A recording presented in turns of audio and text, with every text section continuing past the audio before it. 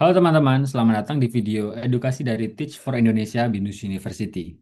Perkenalkan, nama saya Muhammad Satria Ayu Wicaksono dengan NIM 26021854482. Dan saat ini saya ditemani oleh rekan saya Ramti Raj dengan NIM 26022054471. Pada kesempatan kali ini, kami akan membahas sebuah topik yang mungkin terdengar sederhana, tetapi sebenarnya memiliki pengaruh yang sangat besar dalam kehidupan kita sehari-hari, yaitu manajemen waktu, cara mengatur waktu agar lebih produktif. Sebelum kita mulai, saya ingin mengajak teman-teman untuk berpikir sejenak. Pernah nggak sih kalian merasa baru memulai aktivitas pada pagi hari, tetapi tiba-tiba hari sudah malam? Atau mungkin kalian pernah mengatakan kepada diri sendiri, nanti aja dikerjainya, masih ada waktu. Tetapi ternyata besok tugas sudah harus dikumpulkan. Saya yakin sebagian besar dari kita pernah mengalami hal tersebut. Menariknya, bukan karena kita tidak memiliki waktu cukup. Faktanya, setiap orang di dunia ini memiliki jumlah waktu yang sama, yaitu 24 jam dalam sehari. Baik itu seorang pelajar, mahasiswa, pekerja, bahkan orang-orang sukses yang kita pernah kagumi sekalipun semuanya mendapat waktu yang sama. Lalu mengapa hasil yang dicapai setiap orang sangat berbeda? Jawabannya terletak pada bagaimana kita mengelola waktu tersebut. Oleh karena itu, melalui video ini kita akan mempelajari mengapa manajemen waktu sangat penting. Dan tantangan yang sering kita hadapi di era digital, berbagai metode untuk menentukan prioritas, hingga beberapa teknik sederhana yang dapat langsung kita terapkan dalam kehidupan sehari-hari agar kita menjadi lebih produktif tanpa harus merasa terbebani. Baik, tanpa berlama-lama lagi, mari kita mulai pembahasannya. Eh, Sebelum kita membahas berbagai teknik dalam mengatur waktu, mari kita pahami terlebih dahulu mengapa manajemen waktu merupakan keterampilan yang sangat penting dan keterampilan yang harus dimiliki. Coba bayangkan ada dua mahasiswa yang mengambil mata kuliah yang sama. Mereka memiliki dosen yang sama, tugas yang sama, bahkan waktu pengumpulan yang sama. Namun, ketika hari pengumpulan tiba, mahasiswa pertama sudah menyelesaikan tugasnya beberapa hari sebelumnya. Ia masih memiliki waktu untuk mengecek kembali pekerjaannya, memperbaiki kesalahan, bahkan masih sempat beristirahat. Sementara itu, mahasiswa kedua baru mulai mengerjakan tugas pada malam sebelum deadline. Akibatnya, ia harus bergadang, merasa stres, dan hasil pekerjaannya pun kurang maksimal. Menurut teman-teman nih, apa yang membedakan kedua mahasiswa tersebut? Apakah yang satu lebih pintar daripada yang lain? Belum tentu. Apakah salah satunya memiliki waktu yang lebih banyak? Jawabannya juga enggak. Perbedaannya terletak pada cara cara mereka mengelola waktu. Setiap orang di dunia ini memiliki waktu yang sama, yaitu 24 jam sehari, nggak peduli apakah kita seorang pelajar, mahasiswa, pekerja, pengusaha, ataupun tokoh terkenal. Semuanya mendapatkan waktu yang sama. Yang membedakan hasil yang dicapai adalah bagaimana kita menggunakan waktu tersebut. Waktu adalah sumber daya yang unik. Berbeda dengan uang yang bisa kita cari kembali atau barang yang bisa kita ganti kalau itu rusak, waktu yang telah berlalu nggak bisa pernah kita kembaliin. Karena itu, banyak orang yang mengatakan bahwa waktu merupakan aset paling berharga yang kita miliki. Sayangnya, ketika seringkali menyia-nyiakan waktu dengan menunda pekerjaan, terlalu lama bermain di media sosial, atau melakukan aktivitas yang sebenarnya nggak terlalu penting. Selain itu, banyak orang menganggap bahwa produktif berarti selalu sibuk. Padahal kenyataannya nggak begitu demikian. Orang produktif bukanlah orang yang mengerjakan banyak hal sekaligus, melainkan orang yang mampu memilih pekerjaan yang paling penting dan fokus menyelesaikan pekerjaannya dengan baik. Dengan manajemen waktu yang baik, kita tidak hanya mampu menyelesaikan lebih banyak pekerjaan, tetapi juga memiliki waktu untuk beristirahat, berkumpul bersama keluarga, menjalankan hobi, dan menjaga kesehatan fisik maupun mental. Jadi mulai sekarang, mari kita melihat waktu sebagai investasi yang harus digunakan sebaik mungkin. Karena setiap menit yang kita manfaatkan hari ini akan menentukan masa depan kita. Setelah mengetahui pentingnya manajemen waktu, sekarang kita akan membahas apa yang sebenarnya dimaksud dengan manajemen waktu. Nah, secara sederhana, manajemen waktu adalah proses merencanakan, mengatur dan memanfaatkan waktu agar setiap pekerjaan atau aktivitas yang kita lakukan dapat membantu mencapai tujuan secara efektif dan efisien. Banyak orang mengira bahwa manajemen waktu berarti mengisi seluruh jadwal dari pagi hingga malam dengan berbagai aktivitas. Padahal tujuannya bukan itu. Manajemen waktu bukan berarti kita harus selalu sibuk atau mengerjakan semua hal sekaligus. Sebaliknya, manajemen waktu mengajarkan kita untuk menentukan apa yang benar-benar penting, kapan waktu terbaik untuk mengerjakannya, dan bagaimana menyelesaikannya dengan fokus. Sebagai contoh, seorang mahasiswa tentu memiliki banyak aktivitas, seperti kuliah, mengerjakan tugas, mengikuti organisasi, berolahraga, hingga berkumpul bersama teman atau keluarga. Jika kegiatan tersebut dilakukan tanpa perencanaan, kemungkinan besar akan ada aktivitas yang terlupakan, bahkan saling bertabrakan. Namun, dengan membuat jadwal dan menentukan prioritas, semua kegiatan tersebut bisa dilakukan secara seimbang. Tujuan utamanya dari manajemen waktu adalah meningkatkan kualitas hasil pekerjaan, mengurangi rasa stres, serta menciptakan keseimbangan antara produktivitas dan kehidupan pribadi. Jadi, jangan hanya berusaha menjadi orang yang sibuk, tetapi berusahalah menjadi orang yang benar-benar produktif. Setelah memahami pengertian manajemen waktu, sekarang kita akan melihat tantangan terbesar yang kita hadapi saat ini.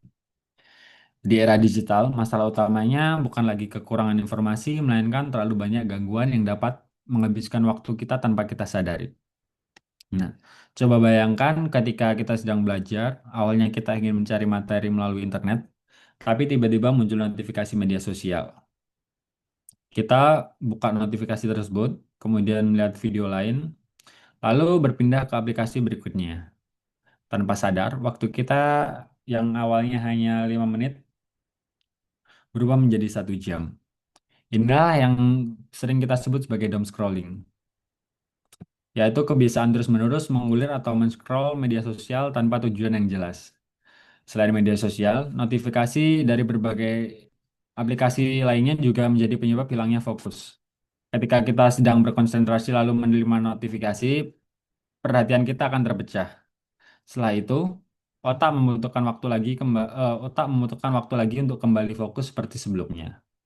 Tantangan lainnya adalah game online, layanan streaming, hingga berbagai bentuk hiburan digital yang memang dirancang agar penggunanya terus-menerus menghabiskan waktunya di dalam aplikasi. Bahkan saat ini kita juga hidup di era kecerdasan buatan atau artificial intelligence. Teknologi ini memang sangat membantu dalam belajar maupun bekerja. Namun jika tujuannya digunakan secara berlebihan tanpa tujuan yang jelas, kecerdasan buatan ini juga dapat membuat kita terlalu bergantung dan menghabiskan lebih banyak waktu daripada yang kita butuhkan. Oleh karena itu, kita perlu menggunakan teknologi sebagai alat untuk membantu produktivitas, bukan membiarkan teknologi mengendalikan kita. Nah, lalu apa yang terjadi jika kita tidak mampu mengatur waktu dengan baik? Dampaknya ternyata cukup besar, bukan hanya terhadap produktivitas, tetapi juga terhadap kesehatan dan masa depan kita. Dampak pertama adalah tugas dan pekerjaan menjadi menumpuk. Ketika kita terus menunda pekerjaan, lama-lama jumlah tugas akan semakin banyak dan terasa semakin berat. Dampak berikutnya adalah meningkatnya tingkat stres. Ketika deadline sudah dekat, sementara pekerjaan belum selesai, kita akan merasa panik dan tertekan. Akibatnya, banyak orang memilih bergadang untuk mengejar deadline, padahal kurang tidur dapat menurunkan konsentrasi, daya ingat, dan produktivitas pada hari berikutnya. Jika kondisi tersebut terus berlangsung dalam waktu lama, seseorang dapat mengalami burnout atau kelelahan fisik secara mental akibat tekanan pekerjaan yang berlebihan.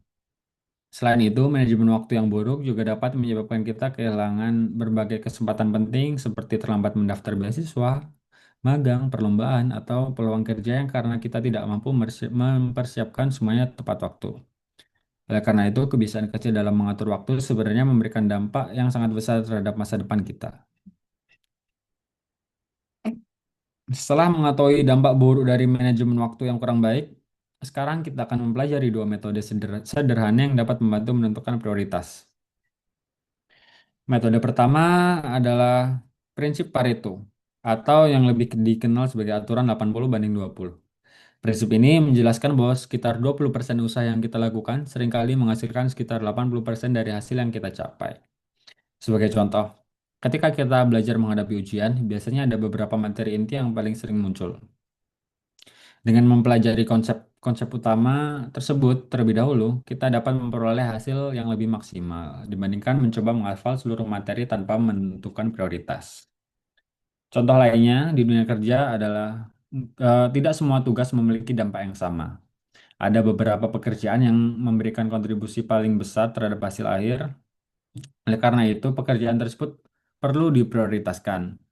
Metode kedua adalah matrix Eisenhower. Matrix ini membantu kita mengelompokkan pekerjaan ke dalam 4 kategori, yaitu pekerjaan yang penting dan mendesak, pekerjaan tidak penting tetapi pekerjaan penting tetapi tidak mendesak, mendesak tapi tidak penting, serta tidak penting dan tidak mendesak. Dengan menggunakan matriks ini, kita dapat menentukan pekerjaan mana yang harus segera dikerjakan, mana yang dapat dijadwalkan, mana yang dapat didelegasikan kepada orang lain, dan mana yang sebaiknya kita hilangkan karena tidak memberikan manfaat yang berarti. Kedua metode ini membantu kita bekerja dengan lebih cerdas, bukan hanya bekerja lebih keras. Karena produktivitas bukan tentang melakukan sebanyak mungkin pekerjaan, tetapi melakukan pekerjaan yang paling memberikan dampak. Setelah mengetahui cara menentukan prioritas, selanjutnya rekan saya Ramtiraj akan menjelaskan beberapa teknik praktis yang dapat langsung diterapkan agar kita menjadi lebih fokus dan lebih produktif dalam mengelola waktu sehari-hari. Setelah tahu apa yang menjadi prioritas, langkah berikutnya adalah menjaga fokus. Salah satu teknik yang paling terkenal adalah teknik Pomodoro. Caranya sederhana, yaitu fokus selama 25 menit tanpa gangguan, lalu istirahat selama 5 menit. Setelah 4 kali melakukan hal ini, kita mengambil istirahat yang lebih panjang lagi sekitar 15 sampai 30 menit. Teknik ini membantu kita menjaga konsentrasi sehingga kita tidak mudah lelah. Selain itu, ada 3 alat sederhana yang bisa membantu kita mengukur dan mengatur waktu kita.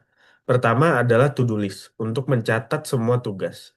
Kedua adalah time blocking, yaitu menentukan waktu khusus di kalender untuk mengerjakan suatu aktivitas.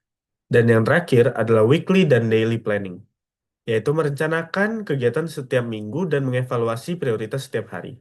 Dengan cara ini, kita menjadi lebih terarah dan tidak mudah terdistraksi. Lalu, masalah yang sering dialami mahasiswa adalah prokrastinasi atau kebiasaan menunda pekerjaan. Ada beberapa cara sederhana untuk mengatasinya. Pertama, gunakan 2-minute rule. Jika suatu tugas bisa selesai dalam 2 menit, langsung kerjakan. Kedua, mulai dari bagian yang paling kecil agar tugas besar terasa lebih ringan. Dan yang ketiga, memiliki accountability partner yang dapat saling mengingatkan target dan eh, bisa membuat kita lebih on time dalam mengerjakan tugas-tugas kita. Dan yang terakhir, berikan reward kepada diri sendiri setelah menyelesaikan pekerjaan agar lebih termotivasi. Selain itu, orang produktif juga memiliki kebiasaan yang cukup baik, seperti tidur yang cukup, rutin berolahraga, membaca setiap hari, mengevaluasi target mingguan, dan fokus mengerjakan satu pekerjaan dalam satu waktu. Produktif bukan berarti bekerja terus-menerus, tetapi bekerja dengan kebiasaan yang tepat. Saat ini, ada banyak aplikasi yang bisa membantu kita untuk mengatur waktu kita. Contoh pertama ialah Google Calendar. Google Calendar berguna untuk menjadwalkan kuliah, deadline, dan kegiatan lainnya. Lalu ada Notion, dapat digunakan untuk mencatat materi, mengelola tugas, dan membuat proyek. Lalu ada Todoist atau Microsoft To Do. Ini membantu menyusun daftar tugas berdasarkan prioritas. Lalu juga ada Forest yang membantu kita tetap fokus dengan konsep gamifikasi, sehingga kita tidak tergoda membuka media sosial. Di bagian bawah ini adalah contoh jadwal harian mahasiswa. Mulai dari bangun pagi, kuliah, belajar mandiri, olahraga, hingga review materi sebelum tidur. Jadwal ini hanya contoh, tetapi menunjukkan pentingnya membagi waktu secara seimbang antar belajar, istirahat, dan aktivitas pribadi. Sebagai penutup, mari kita rangkum materi hari ini. Pertama, tentukan prioritas menggunakan prinsip 80-20. Kedua, kelompokkan tugas menggunakan matriks Eisenhower. Dan yang ketiga, tingkatkan fokus menggunakan teknik Pomodoro. Keempat, kebiasaan menunda dengan langkah-langkah kecil dan konsisten. Dan yang terakhir, manfaatkan tools digital untuk membantu mengatur aktivitas sehari-hari.